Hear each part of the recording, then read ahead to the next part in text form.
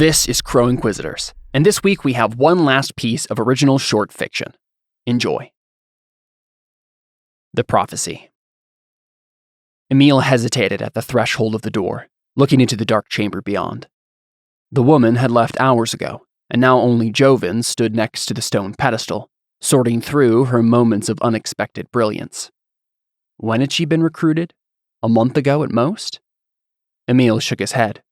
It had taken him decades of service in the Order to get his position, and now some unknown had blown by years of bureaucracy because of one prophecy. The world really did have it out for him, Emil was sure about that. He finally stepped into the room tentatively, as if the cold stone of the floor was instead a thin layer of ice, and Joven's wrath was the cold water waiting for him beyond it. He took light steps across the chamber until he was behind Joven's left shoulder, and waited as the tall, weathered man flipped through the parchments that still lay on the pedestal, still fresh with ink from what Aichi had done. Emil glanced up briefly at the circle of stone that had been cut out of the ceiling to give a clear view of the night sky and the many constellations. The moon was invisible tonight, and so the starlight cast its blue-white glow down onto the pedestal, illuminating the mad scribblings of a young woman that may have just changed the world forever. "Who are they?" Emil asked finally when Joven said nothing.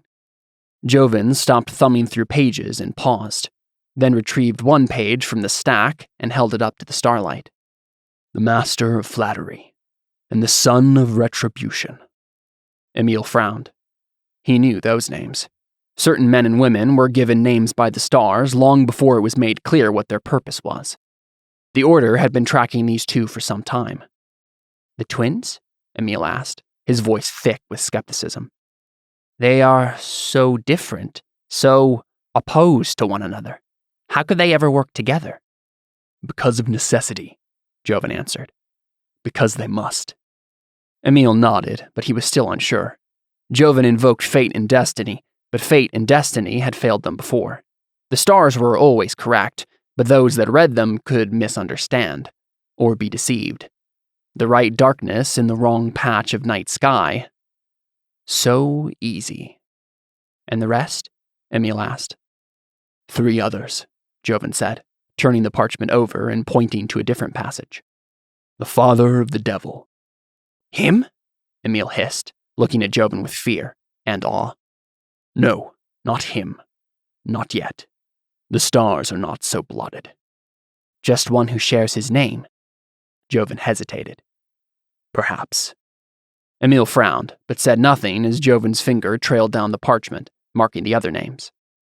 "There is also the one with no voice, and the ghost who loves a ghost." Emil had heard many named before, but 5 at once? It was momentous, that was for certain. And Joven seemed so sure that this was what they had been waiting for. But still, Emil was uneasy, using the stars for guidance like this. They could be so unclear. "Are the stars always so vague?" He voiced the question on his heart. For the first time, Joven looked away from the writing and into Emil's face. The man was old, far older than his body would show. But his eyes. There was no way to see anything but eternity in those eyes. Joven's expression did not change as he spoke his answer. "Always."